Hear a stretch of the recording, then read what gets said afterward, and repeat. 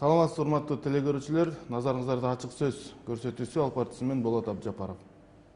Ал эми бүгүнкү биздин студиябыздын коногу Дил мүрөгү адеп аклак маданият борборунун жетекчиси Өзбек Ажы Чотонов. Өзбек мырза, биздин студиябызга келип ушунча убактыңызды бөлүп келип бергениңиз үчүн алгач ыраазычылык билдирели.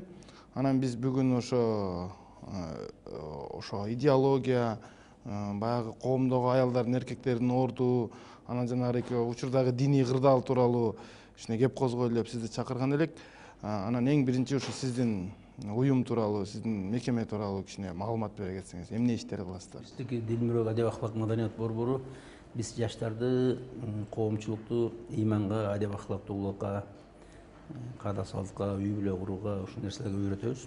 Биз газет чыгарабыз, журнал чыгарчубуз, китептер чыгарабыз, плакаттар чыгарабыз, передачалар жасайбыз, роликтерди тартабыз ушундай. Ошо азыркы учурдун баягы эң бир көйгөйлүү маселеси эмне деп ойлойсуз сиз? Фейсбуктан башка социалдык түрмөктөрдөн көп пикирлериңизди билдиресиз да? Азыр эми күндөн күнгө адамдардын руханий акыбалы начарлап баратат. Кылмыштуулук күндөн күнгө көбөйүп баратат. Биз ачка деле калган жокпуз, азыр ачка калган адамдар аз эле. Биздин жашообуз аябай эле жакшы. Чынында адамдар 15 жыл мурдага караганда өтө жакшы жашайт да азыр. Мисалы социализм күчтүү болуп турган убагында мындай курулуштар болгон эмес. Азыр 300 үй салынат бир жылда. Канча нерселер салынып атат, заводдор болот, ачылып атат, мини заводдор. Түрлүү нерсе, жолдор жакшы болуп баратат. Комфортабель болуп баратат жашообуз. Даже айылдарда кабат-кабат үйлөр, айылдарда машина батпай баратат да.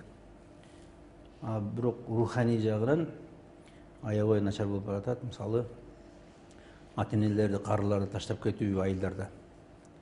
Бузукулук, сойкулук, наркомания ушул нерсе аябай күчтүү болуп атат. Адамдарды өлтүрүү көбөйүп атат. Тоноо, уурдоо, алдоо, паракорлук, коррупция бүт күчүп атат да. Ушунун баары ушу руханий жакырчылык, идеологиянын жоктугу деп ойлойм да.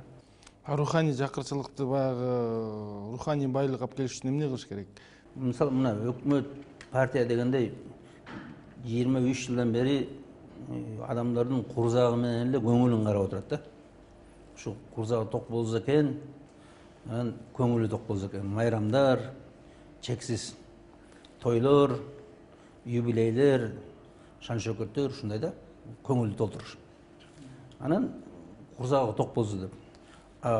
Бул жанагы руху адамдардын ошону толтурууду жок да, ойлоо жок. Ошонун баары шайтандар толтуруп атат. Ар кандай бир дискотекалар, интернеттер, жанагындай агенттер, башкалар бүт бузуп атат да жаштарыбызды, аябай катуу бузуп атат. Мектеп консервированный, Министерство образования консервага тыгып койгондой да, эч өзгөрүү жок. Батыштын бир НПОлор келип бир бузуку китептерди түртсө, аларга жол ачылат. Келип иман, ушул рух десең жок да. КТРде болсо свобода ээлеп алган, бүтүндөй азаттык баарын ээлеп алган. Эртең кечке чейин керек жок, пайдасыз, батышка ылайыктуу передачалар, башкалар. Кыргыздын нака салты эчне жок. Ал жерде деле анча-мынча концерт, ошо жанагындай көңүл толтуруу, көңүл ачуу, кечке чейин. Радио, кыргыз радио, бүт кечке чейин музыка. Кээ бир сайттар ошо музыка менен мен дайте мне музыку, я сделаю из них стадо свиней дептир. Ошо бир топ чочко чыгарам деп. Мына ошондой болот да. Дал ошо айтканы келип атат. Кечке чейин музыка, кечке чейин танцы, би, ошодон адам боло тургансың. Ошо би менен ырдан адам болбойт. Адам иман менен адам болот, дин менен адам болот, тарбия менен адам болот. Ошо бизде жок тарбия. Тарбия система жок. Министерство образования талим берип атат, талим деген бул илимдерди үйрөтүү. Аны менен адам болбойт. Аны менен кесип алат. Ага тарбия керек, адамга ошо адам боло тургандай тарбия жүргүш керек. урдабы, алдабы, ата энеңди бак, ичпе, чекпе деген. Жанарек, сиз жаңы эле айтып кеттиңиз, чет элдик уюмдар жана эми бейөкмөт уюмдар деп, ушу жогорку кеңештин депутаты Турсунбай Бакир уулу ушу чет элдик уюмдарды жанагы чет элдик тыңчыларга теңөө жана эл бузарларга теңөө деген бир мыйзам долбоорун азыр талкууга алып чыгып атат да.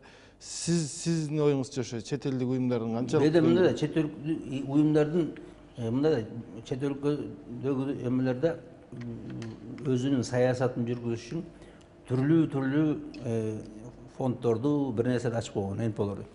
Анан кийин кээ бирлери карасаң чындап эле благотворительность кылат да, яна кайрымдуулук. Кээ бирлери. А бирок кээ бирлери бар, атайлап саясат үчүн кылынган. Алар аралаштырып койгон, мындай карасаң, мына биз жардам берип атпайбызбы тиги болот. А чынында атайын саясат үчүн жазалгандар бар. Ушул жерде алардын саясатын жүргүзөт. Мына мисалы конституцияны светскийди биз аракет кылып отуруп светскийди алдырып салганда, мына 2010-жылы ошо жана парламент шайлап туруп, эме кылып, голосование кылып светскийди алдырып салганбыз. Эртеси күнү НПОлордун баары митинг кылып туруп, кайра бир нече депутатты башына айландырып, билбейм, коркутуу, үркүтүү, акча берди, иши кайра светскийди киргизди эртеси күнү. Эң чоң незаконный нерсе кыз. Мына булар уже конституцияны башкарат, мына айтканда. Өткөндө Турсунбай Бакир уулу ошол суроо менен бизди да чакырганда, барсак, үчөөбүз эле Турсунбайды колдодук да, үч эле НПО. Бирөө жана Мавлен Аскарбеков, бирөө жанагындай теңирчилерден экен, анан бирөө мен. Калган 100ге жакыны жөөттөр, анан ошо жөөттөрдүн кулдары. Ошолордун программадан аткандар да. Жалаңдап толуп алыптыр, президиумунда эл алыптыр. Анан жана сүйлөгөндө 8 ошолордон сүйлөдү. 8. Анан кийин биздин депутаттарга сөз берди. 8 сүйлөп туруп, анан биздин депутаттарга да. Анан мен айттым, биз бияка эмне келдик? Бул парламенттин бәрин эл алып турат. Ошо парламенттин ичине толуп алыптыр. 100ге жакын НПО барды. Бүт баары ошо жана батыштын саясатын түткөн, батыштын саясатына камчысын чапкан НПОлор. Албетте булар ошолордун саясатын өткөрүп атат. Булар даярдап атат закондорду. Ошол НПОлор бирден закондорду лоббировать атат. Булар биздин элдин атынан чыгат да. Анан эл байкуш ойлоп атат, бул биз башкарып атат. Биз башкарып аткан жок, эл башкарып аткан жок. НПОлор башкарат берде. НПОлор лоббировать этет, НПОлор депутаттарды обработка кылат, ошолорду түрттүрөт, закондорду чогулуштарды көрөт. Мына бир чогулушка биз 3 эркек катыштык, аялдардын укугу деп. Мыктыбек ажы, Дүйшөн ажы, мен. 75 аял бар.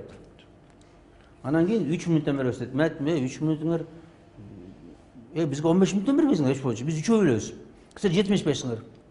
Анан ким жеңет дедим. Берден дедим, заранее эртеле белгилүү болуп турат, ким жеңер дедим. Мен айттым, силердин даже протоколуңар даяр дедим. Бу жерде. Мына ошондой булардын кылган иши протокол чогулуш болордон мурда протокол даяр болот бардыкы. Анан кийин булар жанагындай сценарий менен өздөрүнүн кишилерин сүйлөтүп, анан 1-2 молдого сөз берип коет, же 1-2 биздин кишиге. Анан кийин көпчүлүк менен элдер ушу нерсени кабыл алсын деп рекомендация кылып, анан парламентке берип коет экен. Анан ошо жанагындай НПОлор бар, атайлап. Саясий НПОлор, алар батыштын саясатын чабат, саясатын жүргүзөт ошол. Ошо жанагы НПОлордун көбү жанагы баланын укугу, аялдын укугу, баягы кыздын укугу деп атпайбы? Силердин ишкана мекеме ага каршы чыгып атат да. Мисалы булар мындай да, булар ушундай хитрый жасайт экен. Бузукулукту сонун кылып көргөзөт экен. Туура эмести туура көргөзөт экен. Бүт баарын тескери көргөзөт экен. Мисалы, аял менен эркек тең дейт да. Мен айттым, качан эркек менен аял тең болчу эле? Эркек күчтүүрөөк болуп турса, эркек акылдуураак болуп турса, кантип тең болот? Эмне үчүн теңейсиңер? Кереги жок теңегенди. Мисалы, үй бүлөдө теңебеш керек. Теңегенде эч ким тилин укпайт. Ата менен баланы теңесең, бала атанын тилин албай коет. Сен ким белең, мен менен тең, мен элесиң деп. Бу жерде укук вазифага жараша болуш керек. өзүңдүн должностуңа жараша болуш керек, укук. Мисалы сен ата болсоң, ата деген должностто отурсаң, сага ошондой укук бериш керек. Ошондо сен башкара аласың. Анан келип отуруп бүт баарың теңсиң деп койсоң, эч ким укпайт да. Бунун максаты үй бүлө бузулсун. Кыргыздын үй бүлөсү бузулсун. Аял эркекке моюнсунбай ажырашсын. Мына ошого алып келатат бул. Бүт жалганда мындай да. Мына дейт, кээ бир аялдар кээ бир эркекке караганда акылдуу болуп атпайбы дейт. Мен айттым, кээ бир эчкилер кээ бир уйлардан көбүрөөк сүт берет. Анан эми уй менен эчкини тең коелубу? Ошондой болот да булар. Аябай хитрый кылат. Байкуш адамдар түшүнбөй аткан. Ой, чын эле туура сүйлөт деп. Андай болот, болбойт. Сен бир мисал айт. Мисалы мындай да. Молдокелер экинчи аял алып анан баары ажырашат. Мен силер ажырашкан жоксуңар дедим. Силер 100 үйлөнгөнүң 200 ажырашып атат. Силер бизден көп ажырашасыңар. Силер молдалар сабайтмыш да аялдар. Мен силер сабабайсыңар. Силер керебеттин эмеси менен алып өлтүрүп коятпайсыңар аялдарыңарды. Силердин алкаштарыңар. Ушундай да, бир мисалды алат экен.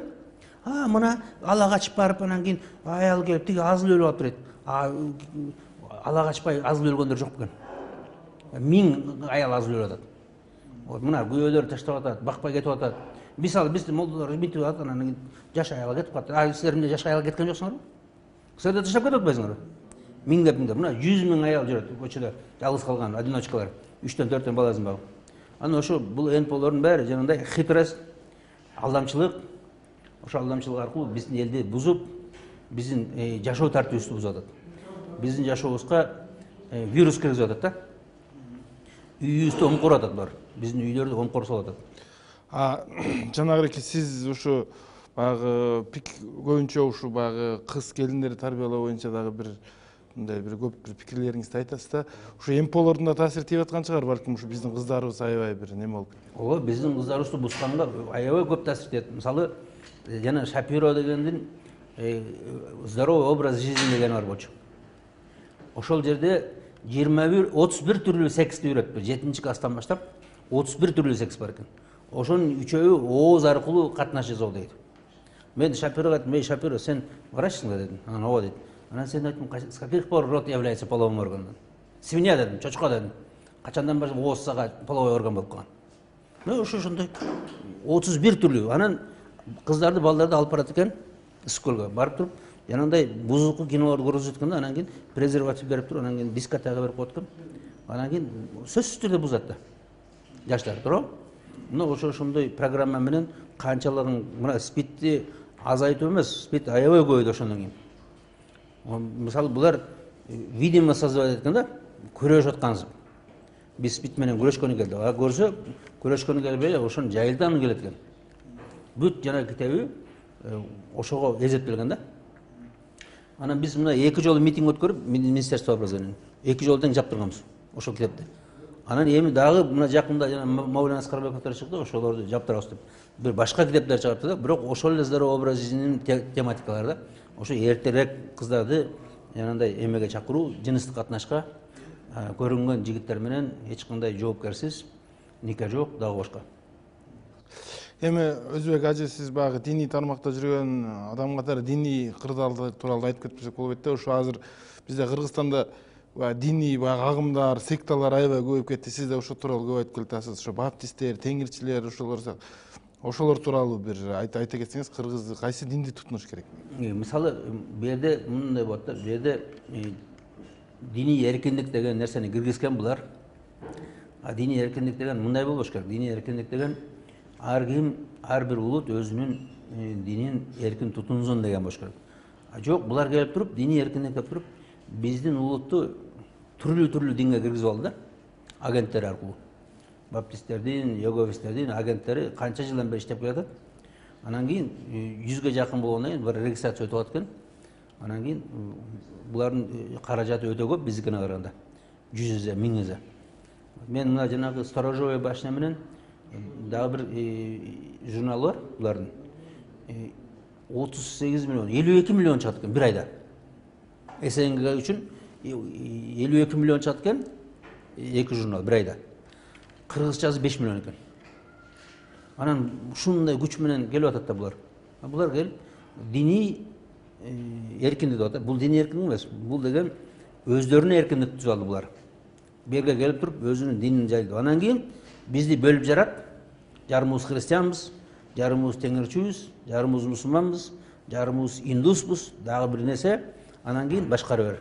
Анткени биз эч качан бирикпейбиз. Мисалы мусулман кыргыз, мусулман христиан менен бирикпейт эч качан.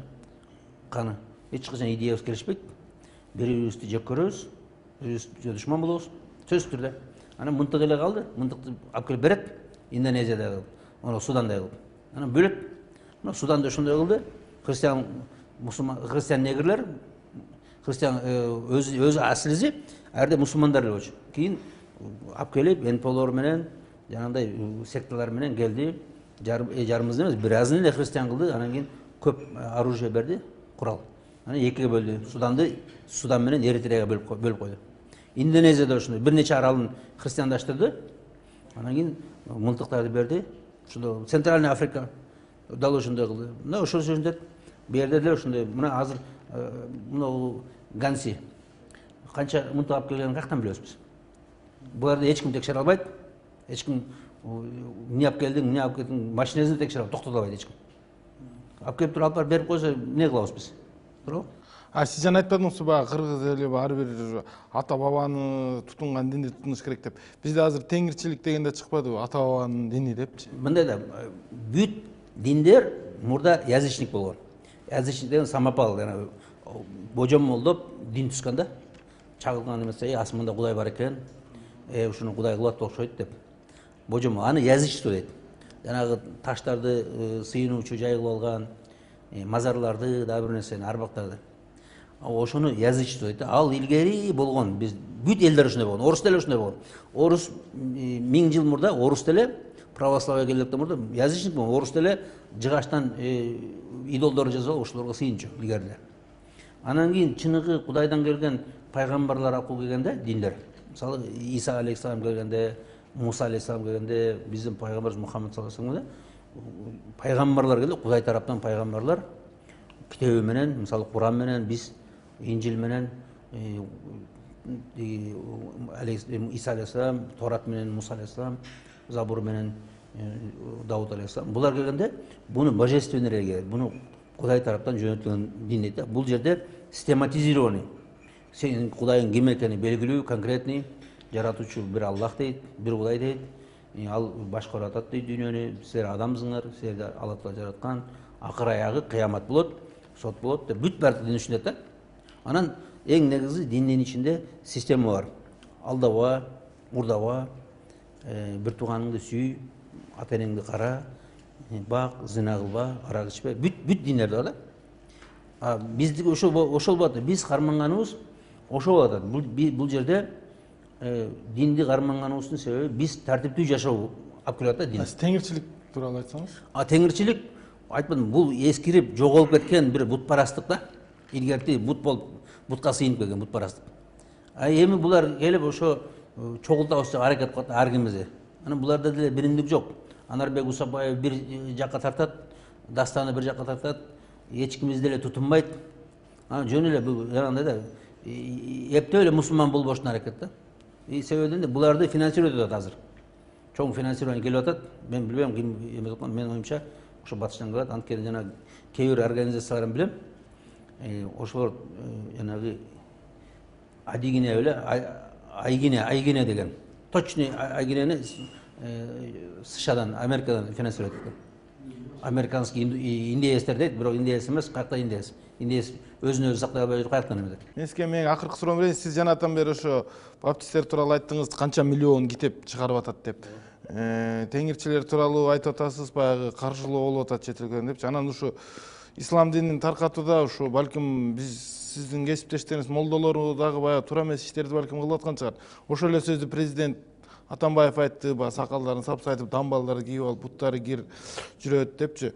Ошол нерселер баягы исламдан баягы атталып кетип, түртүп чыгарып аткан жаман жагымсыз көрүнүштөр тууралуу айтып атат да. Эми бизде деле кемчилик болбой койбойт. Эми кантип эле эми биз келип мына 70 жыл бизди жанагындай бөкөчө кылып келген, апийим деп. 23 жылдан бери бизди терроризм, экстремизм деп келатат. Анан бизди эч кандай финансирование жок өкмөт тараптан, эч бир колдоо жок. Коркутуу, үркүтүүдөн башка эч нерсе жок. Анан кийин эми биз эптеп өзүп келатсак, анан кийин бизге ар нерсе жазалап ал эмес жана муфтийдин эми төшөктөгү нерсесин өзүнүн аялы менен жатканда бул эми ушундай ыпластык да. Анан бизден ката болбой койбойт, ката болот сөзсүз түрдө. Бирок биз деле бендебиз, ката кетиребиз. Анан кийин биздин катабыз бирок тым эле жана апыртып чоң айткан кереги жок да. Мисалы мындай бизде өкмөттүн катасы жок экен. 23 жылдын баары ката. 23 жылдын баары революция, оппозиция, атышуу, атуу, качуу эмне жок экен. Бизде деле ошондой, биз деле өнүгүп келатабыз, бирок акырынан оңолобуз. Жана президенттин айтуусу боюнчачы жанагы батыштын жанагы Пакистандын араб маданиятын киргизип, кыздар кара кийип алып, эркектер сакал сапсайт. Эми мындай да бизде чынында бизде деле кээ бир адамдар өтө эмоцияга алдырып атат. Анан кийин бирөөнүн кийими жагып атат, ошонун кийимин кийип алып атат. Анан кийин эми жылаңачтын жаны деле ушундай болот атпайбы? Эми мындай эми өтө чоң трибунадан ошондой кээде биздин чоңдордон да ошондой сөздөр болуп калат. Анан мен ойлодум, бирок артында бир мажбурлоо бар окшойт. Мен Акаевдин анда деле байкуш, бирок биздин президент башка президенттен анда жумшагыраак, чынында лояльныйраак. Анан ошондой нерселер чыгат кээде. Анан бирок биз сабыр кылабыз, эмне кылабыз? Биз чынында биз Кудайга шүгүрдөш керек, Кыргызстан жакшы эле өнүгүп баратат. Анча деле чоң эме жок, динде жанагындай проблема. Бирок бар ар кандай агымдар кирип атат, ар жерден окуп келген балдар чыгып атат. Биз өз арада талаштарыбыз бар, келишпестигибиз бар. Бирок жалпысын алганда, мына Имам Агзамдын эмеси менен 90% үз келатабыз. Мен эмем ошо бизге мешет этпесе, бизге анча-мынча колдоо көргөзсө биз сону эле болмокпуз. Мисалы мына муфтият азырга чейин НПОнун эле деңгээлинде экен эмеси, укуктары. Өзүнчө бир НПО экен да. НПО жана муфтият, биздин муфтият жанагы балаларын сүйгөн балчылардын, балыкчылардын уюму сыяктуу эле уюм да. Да ошондой да. Башка эле мечиттерде эле жөн эле элдердин билбегенинен эле башкарып келатат. Эгерде билсе, ал айтмак, мен деле сага окшош НПОмун деп коймок. Чынында бериш керек да, статус бериш керек. Мына жооп бересиң.